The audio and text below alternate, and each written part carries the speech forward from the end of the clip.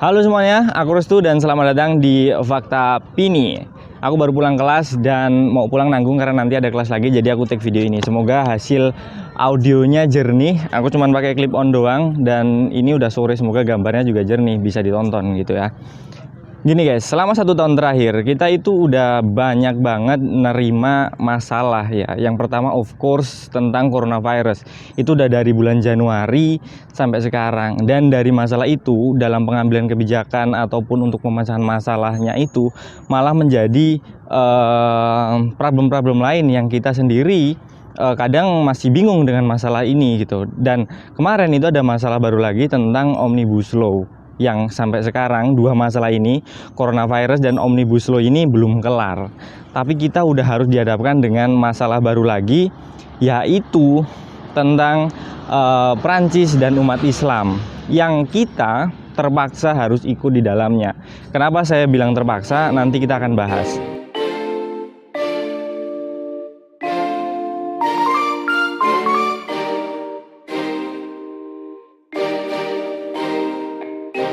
Aku nggak akan bahas ini secara agama Islam atau secara agama. Aku akan bahas ini secara umum, jadi secara garis besar agar bisa dimengerti sama orang, bisa dimengerti sama semua golongan atau semua kalangan ya. Karena kalau aku bahasnya dari sudut agama itu bakalan muluk-muluk terus dan malah nggak ada titik temunya nanti. Jadi gini guys, kita mulai dari ngebahas negara Prancis dulu. Negara Prancis itu adalah negara dengan jumlah penduduk sekitar 68 juta jiwa dengan persentase umat beragama sebagai berikut ya. Katolik Roma itu adalah mayoritas di sana sebanyak 63 sampai 66%. Muslim itu sebanyak 7 sampai 9%. Buddha 0,5 sampai 0,75%.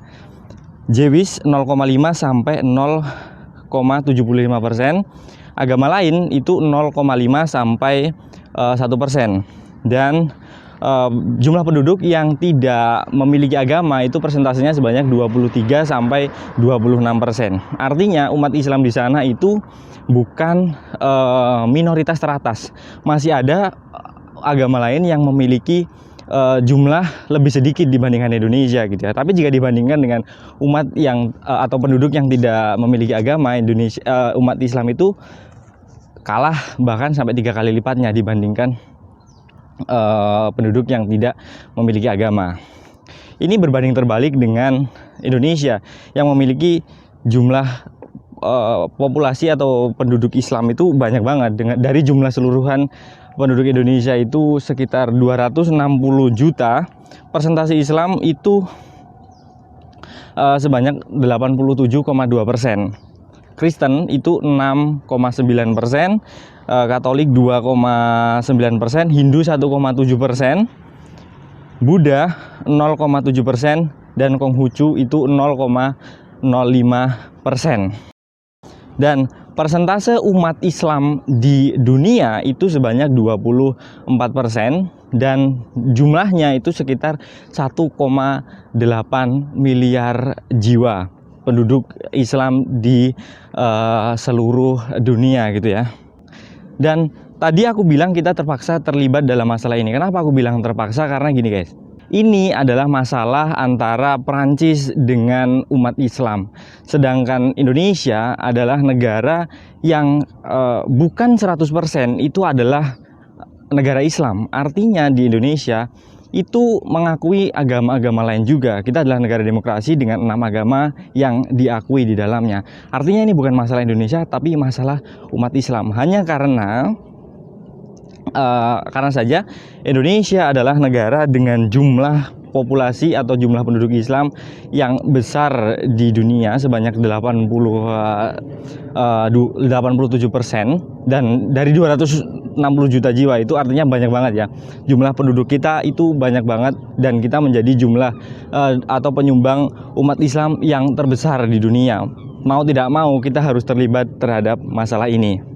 Sekarang kita mulai dari masalah titik awal dari masalah ini. Gini, di Prancis, Prancis ini adalah negara dengan tingkat freedom of speech itu yang di atas rata-rata negara lain. Artinya kebebasan berpendapat di sana itu jauh jika dibandingkan dengan negara-negara lain, apalagi dibandingkan dengan negara Indonesia yang kita sendiri adalah negara demokrasi.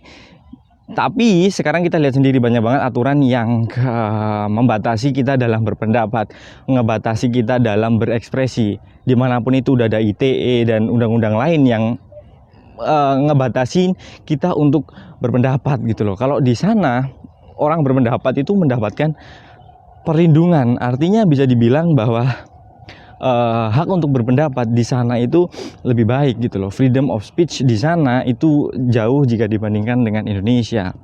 Dan platform untuk menyampaikan pendapat itu banyak banget. Ya di sana bisa melalui media sosial, bisa melalui televisi, juga bisa melalui cara lain. Salah satunya yang terjadi di masalah ini adalah melalui magazin lagi, melalui majalah gitu. Jadi gini guys, karena kebebasan berpendapat di sana yang sudah melampaui batas kalau dibandingkan dengan negara kita. Kalau kita ngelihat di sana, kayak kita tuh kaget, walaupun di negara kita udah kita bilang negara kita bebas berpendapat, tapi kalau kita bandingkan dengan Prancis, kita bakalan kaget dengan kebebasan berpendapat yang ada di sana. Sebenarnya tujuan dari kebebasan berpendapat ini ya untuk kemajuan mereka gitu. Biasanya yang disindir di sana ya tentang pemerintah, tentang aturan yang dibuat oleh pemerintah, atau tentang kelompok-kelompok lain gitu yang dikira perlu untuk mereka untuk mereka suarakan lah. Nah, yang mau aku bahas di sini adalah tentang majalah yang di sana lagi ada problem atau lagi viral ini ya, yaitu tentang salah satu majalah yang ada di sana. Ini majalah jenisnya adalah satir yang berbentuk karikatur. Dan kalau kita lihat motif di balik itu semua, tidak ada motif lain selain bisnis. Karena ini bukan majalah gratis, ini adalah majalah yang berbayar. Ini majalah diperjualbelikan, dan semakin banyak orang yang beli artinya juga semakin senang gitu loh. Dan perlu diketahui juga bahwa ini bukan majalah baru, ini adalah majalah yang udah lama ada di sana dan sudah mempunyai nama yang lumayan gitu. Nggak mungkin majalah baru tiba-tiba bisa ngeluarin karya seperti itu, seberani itu, dan itu bukan majalah gratis. Terlepas dari majalah itu dibuat oleh siapa, aku juga nggak ngerti kenapa ada orang yang berani ngebikin suara seperti itu. Ya mungkin kita emang udah beda aturan ya, kalau kita bandingkan dengan Indonesia mungkin bisa dibilang itu terlalu berani gitu. Tapi entah itu kreatornya atau yang ngebuat majalah itu ada yang menunggangi atau tidak, aku juga nggak ngerti. Kalau memang sekalipun itu ada, juga balik lagi sama prinsip awal bahwa ini adalah bisnis, itu untuk diperjualbelikan. Dan strategi pemasaran itu menggunakan prinsip ekonomi dasar yang kita semua tahu bahwa ketika permintaan sebuah barang itu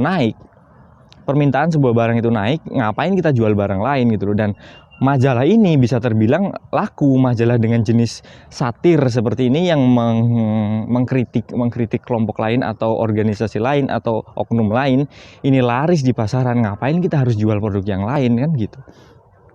Ini sebenarnya ekonomi dasar. Ketika permintaan barang lagi meningkat, ya udah kita explore aja barang itu, nggak usah kita cari-cari barang lain. Itu kan udah yang laku barang itu kok, yang laku apel, ngapain kita jualan pisang gitu aja. Sebenarnya yang ngebuat ini laku atau enggak ya karena ini dibeli, karena ini dikonsum sama orang-orang itu gitu loh.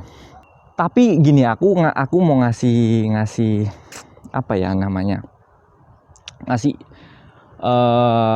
bahwa di dalam majalah itu, walaupun itu majalah yang berbasis satir atau bisa dibilang emang tujuannya untuk mengkritisi oknum lain atau mengkritisi pihak lain, tapi di situ tidak boleh mencantumkan secara jelas atau tidak mencantumkan secara rinci ini tuh ditujukan untuk siapa dan ini ditujukan kepada siapa gitu. Nggak tertulis jelasnya.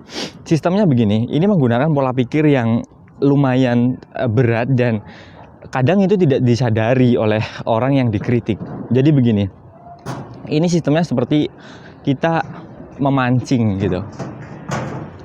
Mereka tidak akan memasukkan identitas apapun, tidak akan memasukkan nama, tidak akan memasukkan secara jelas ini untuk siapa. Tetapi yang mereka tunggu adalah reaksi dari orang atau kelompok yang dikritisi. Kemarin yang terjadi adalah ketika ada karikatur yang digambarkan sebagai orang berpakaian ala-ala Arab, terus yang menyimpulkan bahwa itu adalah Nabi Muhammad, ya orang Islam sendiri yang bereaksi adalah orang Islam. Artinya si kreator tidak menunjukkan bahwa ini adalah Nabi Muhammad, tapi yang menyimpulkan itu Nabi Muhammad adalah orang-orang yang melihat itu, dan itu berasal dari orang Islam tentunya gitu loh. Gimana biar bisa dimengerti gini guys? Ini simpelnya gini, ibaratkan aku adalah seorang pengawas. Ibaratkan aku seorang pengawas di sebuah ujian yang mengawasi 30 siswa. Ketika ada satu anak yang mencontek, tapi aku nggak nyebutin namanya, aku cuman ngomong gini, ya terusin aja nyontek. Bapak nggak ngelihat kok gitu. Terus saya nggak menyebut nama secara detail, saya nggak menyebutkan siapa yang mencontek, tapi ketika ada orang yang bereaksi, misalkan gini, ada satu anak yang bereaksi, saya nggak nyontek kok Pak, saya cuma ngambil kertas doang di dalam laci, ini bukan contekan. Secara tidak langsung dia mengakui sendiri, dia menunjukkan sendiri bahwa aku loh orang yang kamu sindir gitu loh. Sekalipun aku nggak melakukan penyebutan identitas apapun terhadap orang itu, tapi dia sendiri yang mengakui bahwa aku loh yang lu sindir gitu loh. Dari sini aku menyimpulin bahwa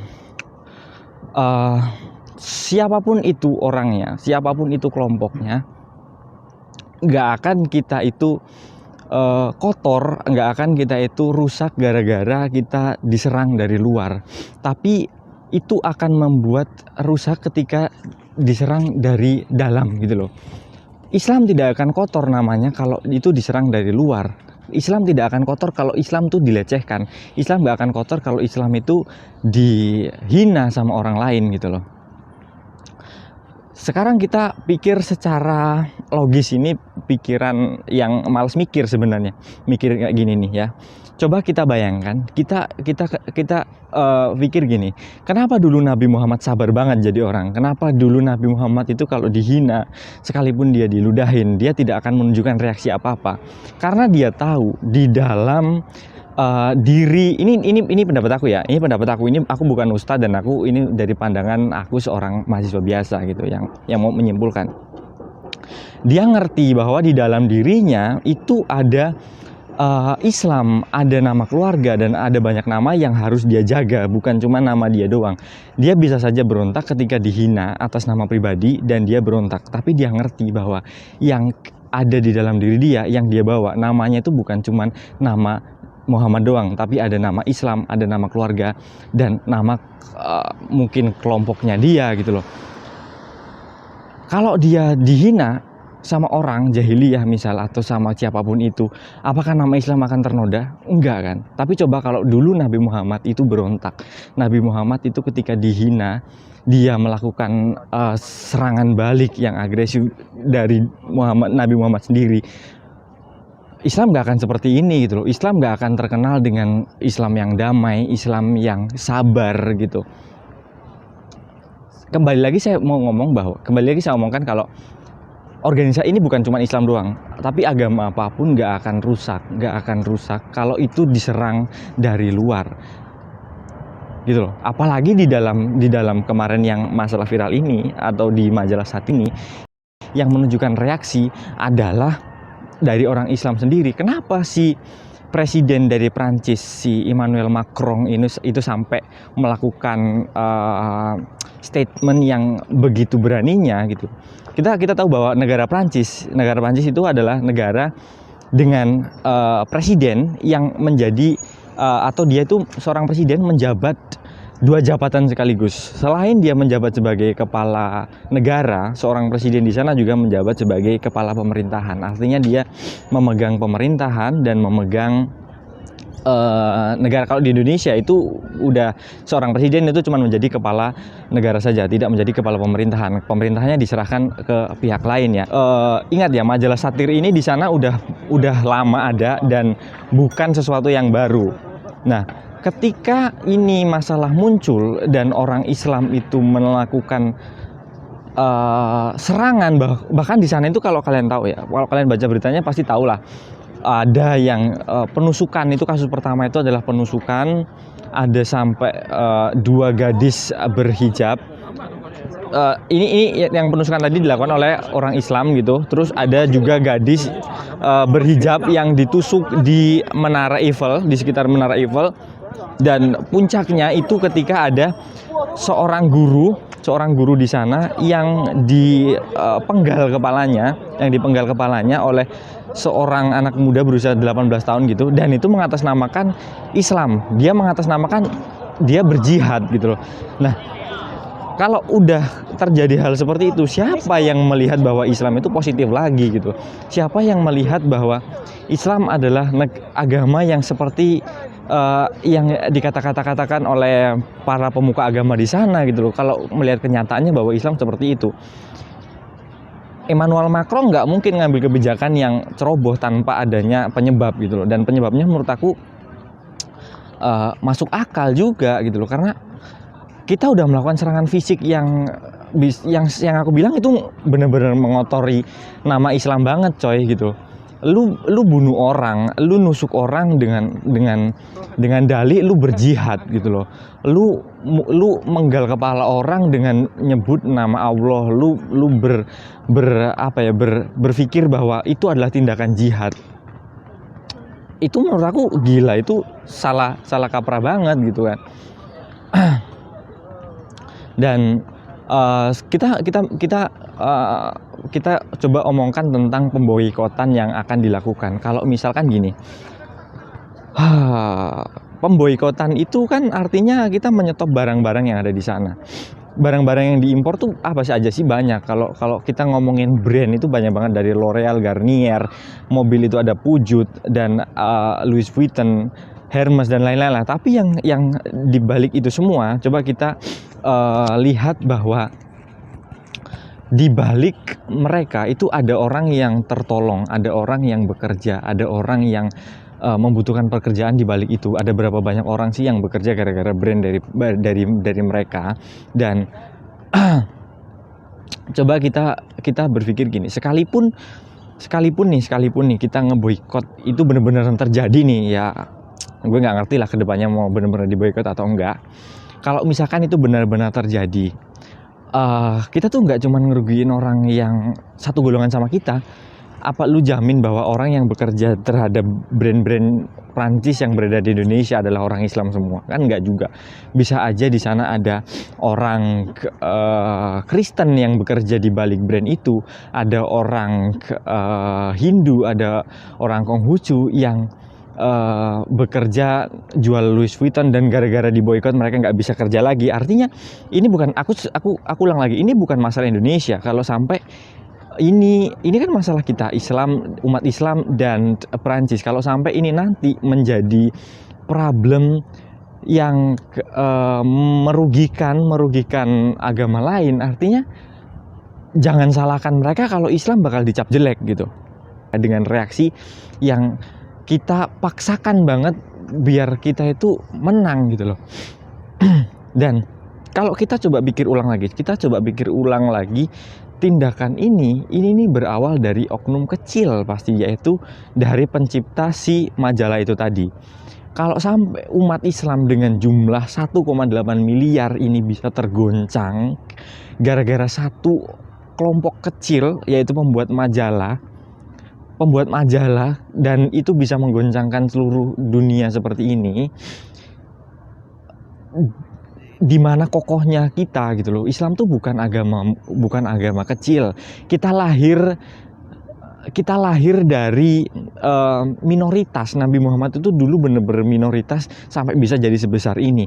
Itu bukan waktu yang singkat. Harusnya itu udah jadi pengalaman yang cukup untuk kita menjadi agama yang kuat dan menerima masalah-masalah yang yang datang gitu loh. Masalah yang dulu datang menurut aku tuh bahkan jauh bisa dibilang lebih keras daripada ini, tapi reaksi kita tuh seolah-olah kita nggak belajar gimana cara menyikapi masalah yang datang dari luar. Sampai sekarang pun ya, sampai sekarang ini aku nggak akan pernah membenarkan, aku nggak akan pernah mendukung apapun itu gerakannya kalau itu berbasis kekerasan dan lu ngatasnamakan agama dengan atas nama jihad untuk melakukan kekerasan terhadap kelompok atau orang lain. Itu salah gitu, salah banget menurut aku, dan aku nggak akan pernah membenarkan itu. Lu menggal kepala orang, lu nyebut Allahu Akbar, lu nusuk orang alasan berjihad, itu nggak akan pernah aku anggap benar gitu. Sekalipun aku bukan siapa-siapa sih sebenarnya, tapi aku ngerasa itu salah banget. Dan lu pasti sadar kita adalah bangsa yang besar. Kita adalah bangsa yang besar. Kita ngomong Indonesia nih sekarang. Indonesia ini bangsa yang besar. Jangan sampai kita rusak, jangan sampai kita goyang karena masalah ini. Dan kita tuh ngerti bahwa kita ini masih rentan, kita ini masih gampang banget terkena sambaran gitu loh. Kita tuh gampang banget tersulut. Kemarin kita coba lihat Omnibus Law yang sampai begitu parahnya satu Indonesia riuh seperti itu, dan ini datang lagi masalah seperti ini masalah di luar datang lagi. Ini bakal ngebuat kita harusnya sih semakin kuat, tapi dengan respon kita yang tidak dewasa, itu bakal ngebuat bangsa kita itu jadi bangsa yang lemah gitu loh. Terutama nih gini, aku mau ngomong sama teman-teman yang bisa dibilang seumuran lah sama aku gitu.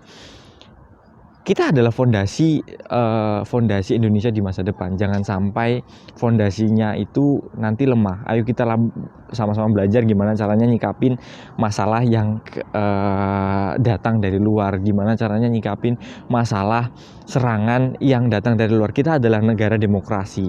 Agama di Indonesia itu banyak, kaya. Jangan sampai kita mengutamakan kepentingan yang bakal merugikan kelompok-kelompok lain gitu loh. Karena gini, kalau kita lihat ya, Islam tuh image-nya gimana sih di mata dunia? Apakah bagus? Aku kasih gambaran sama kalian gini. Negara Islam di dunia itu bukan negara maju. Negara Islam di dunia itu bisa dibilang negara yang nggak 100% baik gitu ya. Coba kita lihat Indonesia gimana. Angka kemiskinan di Indonesia itu tinggi, itu adalah negara Islam. Angka korupsi di Indonesia itu tinggi. Pejabat di Indonesia itu pecian semua. Pejabat di Indonesia itu yang kena korupsi itu gimana sih gitu kan. Dan balik lagi ke prinsip awal tadi, bahwa yang mengkotori Islam itu bukan dari orang lain, tapi dari dalam gitu loh. Jangan fokus sama apa-apa yang terjadi di luar, tapi kita ngelupain yang di dalam. Kita nggak tahu bahwa kita tuh di Indonesia sedang problemnya banyak banget bro gitu. Islam di Indonesia ini apa baik-baik saja? Enggak gitu. Kalau kita udah bisa nyelesain masalah, paling tidak deh pejabat yang ada di Indonesia yang pecian-pecian itu bersih, negara kita ini udah bebas dari korupsi dan masalah-masalah internal lainnya, baru kita bisa menyikapi masalah yang besar seperti ini yang datangnya dari luar gitu loh. Oke, mungkin itu aja video kali ini, opini dari aku. Semoga aja kita semua mulailah terbuka matanya terhadap dunia yang makin hari orang tuh malah jadi makin lemah gitu gara-gara media sosial kayak gini gitu. Mental kita harus dibangun dari sekarang cuy. Mental kita harus dibangun. Kita dalam menerima asupan informasi dari luar, asupan informasi dari media itu harus kita saring bener-bener. Asupannya harus bener-bener kita telaah. Jangan sampai kesalahan itu cuma berulang-ulang terus. Kita udah pernah ketipu hoax, kita udah pernah ngalami masalah penistaan agama tuh di Indonesia udah sering terjadi gitu dulu kasusnya hoax. Ada yang kemarin itu penusukan syekh di Indonesia, itu kan udah bentuk penistaan, tapi kok ya kita nggak belajar dari sana sih gitu. Oke, thank you banget udah nonton, jangan lupa di subscribe dan see you on the next video.